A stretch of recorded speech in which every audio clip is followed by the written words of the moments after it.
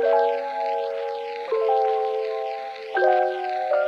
my god, I am here with the fantastic, fabulous, very strict Miss May. Hello. And I'm so excited to be on a date with you. Yes, cheers. It feels very special.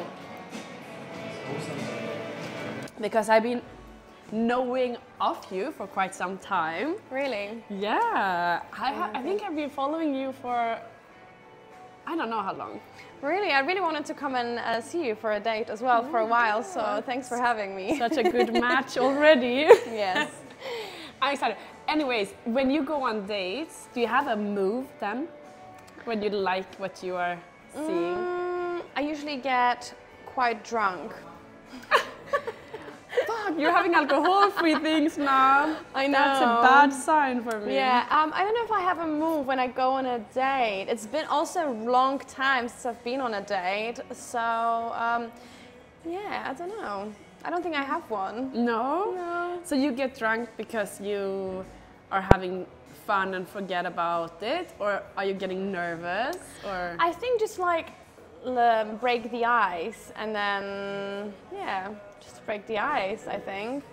do you prefer going on, like meeting on the apps or like internet like we did, or in real life? Or even in the dungeon? Yeah, I think I like to meet people organically, through parties, through friends, through, yeah, organically. I feel like on the apps people are just want to chat, and I don't really have much time, so if I would go on a date, it would be probably organically, yeah. Yeah, I love that. You're like too busy to date. Yeah. Yeah, it's what we talked about just before the cameras were starting as well, that in Berlin it's a little bit more focused on the fun and the community Yes, and the yes. connections. Yes. And you said in London it's a business. I feel like London is very business orientated, and I don't know, I have like this incredibly harsh work ethic when I'm in London, that I just need to work, and in Berlin I think I give myself time to rest and have fun and enjoy. Because going out in Berlin is as well much better than London. Yeah. Yeah. It is better. Yeah. Yeah, Berlin has the best nightlife. It does. It Yeah. really does. But do you often tell people who you met organically Yeah. that you are a Dom, like in the beginning of the date, or? Yes, I would definitely say it. I would definitely say to someone what I do, because I feel that my job is a big part of my identity, even though I try not to be too much. I try not to be too much of just my job, but it's a big part of my identity because it's also a lifestyle for me and not only my job title. Yeah. All right. Were you always dominant and assertive and like knew what you wanted, or have you also been on the submissive side? Sexually, I've been submissive. That's how I started my BDSM journey with my ex-partner. However, I've always been very assertive and knew what I wanted, and I was very outspoken in the world. And only I think after starting to working as a pro dom, I've realized that actually what I'm doing turns me on, and it became part of my sexuality, where now I can't even imagine being submissive at all. I mean, I will enjoy some aspects, some type of play that people might consider submissive. However, I like to keep things fluid and not label acts and things. Obviously, there's certain things that you do that you can label, but yeah. All right. So did you just... I don't know, did that make sense? Yeah, to me it did. Yeah. So I'm sure it did to everyone Yeah. else too. But did you... Because I feel that just having an understanding of being submissive and what it's like to be on the other side is very important. Definitely. And also having the heart with you Yeah. everywhere. So I feel Yeah. that's something... Would you say that, like, what's the best skill you got as a Dom? Oh, there is many. Bring it. I feel that even though I'm strict and I can be very harsh in my play, I have a very good understanding and people skill. I can always work them out, and I have some subs who come in to see me who are very shy or a bit awkward, but I always reassure them to like relax and that they're safe with me, they're in a safe space. So I feel like I have this good people skill. Obviously in BDSM, a lot of skills that I'm good at. I'm good at using people as human toilets. I know. That's I even want to know because that's like a speciality of yours. So one of them, yes. One of them, yes. Yeah, but one that's like, I mean, people who get to know you, they are soon gonna be aware. Yes. Yeah. Yes. So how did you know that that was something you were into? I think even before I started working as a pro dom, I said I really just want to piss on people, and I've tried out piss play before when I was in private play and when I started doing online sex work, and I always thought it was really, really hot. Yeah, and I found out actually about it from because my friends from the London Vagabond, they always posted about it, and I was like, wow, like they really started to give me like, because of them I started getting this idea that I want to try it and doing it, and I just really like, because it's filthy and degrading and it's, I don't know, it's so taboo. It's interesting that the things that you thought were so crazy a couple of years ago can easily be something you think is pretty natural and beautiful even. Yes, I mean, whenever I think, like, when I was younger, we used to watch this video, 2 Girls, 1 Cup.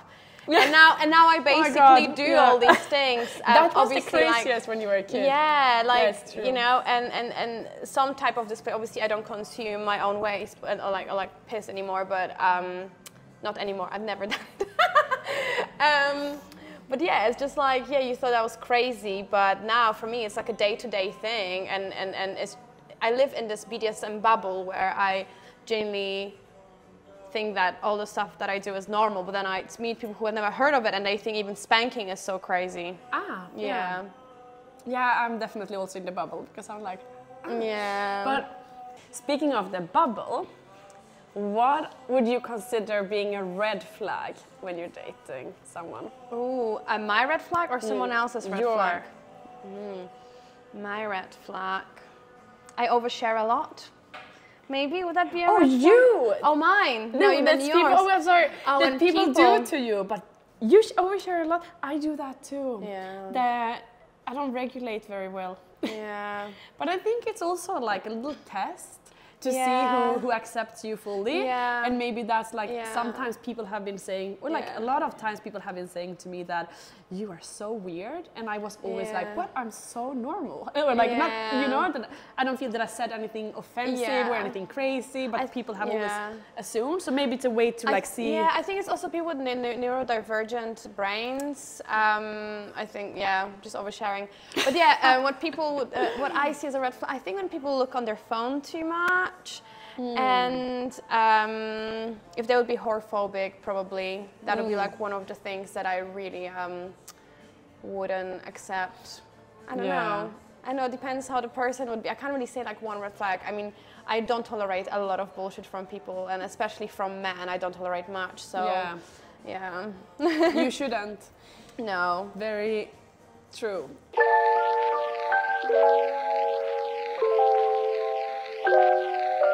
But you have been living in this city, the beautiful city of Berlin, for quite some years. Yes, I grew up here. I've been here since I was 8 years old. I went to high school here, and when I was 18, I moved to London.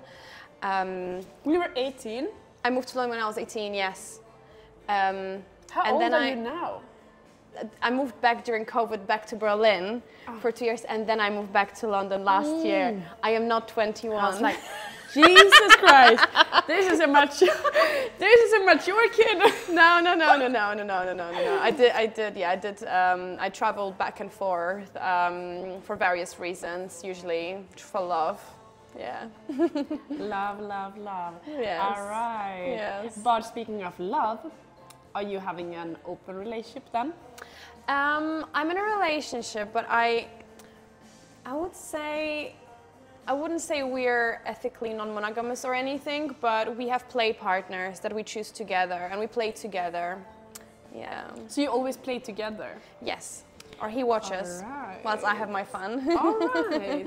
Yes. So maybe I'll invite him for our second date. Yeah. Perfect. Yes. Okay, learning a lot. But then why did you, what is, if we compare the sex worker industries in the UK and Berlin. Yes. In UK it's a little bit like Scandinavia? No, they don't have the Nordic model. In the UK it's half legalized. I don't know the actual term for it, but more than one worker in a place, even hotel, house or a studio, more than one worker is called brothel keeping and therefore illegal. So all the studios and places you rent are usually rented as private places, which is obviously more dangerous, and it's not as fun in my opinion. There is some places that operate under, like a little bit where there's multiple workers at the same time, but yeah, it's illegal basically. And things are also way less regulated in the UK as well than in Germany. Yeah. Because today you have your own dungeon in London. Yes. Which sounds pretty crazy. Like we all know by now that you're a hardworking person. Yes. And determined to reach your goals and like always still having fun along the road. Yeah. But having a dungeon after like a couple of years, that's pretty wild.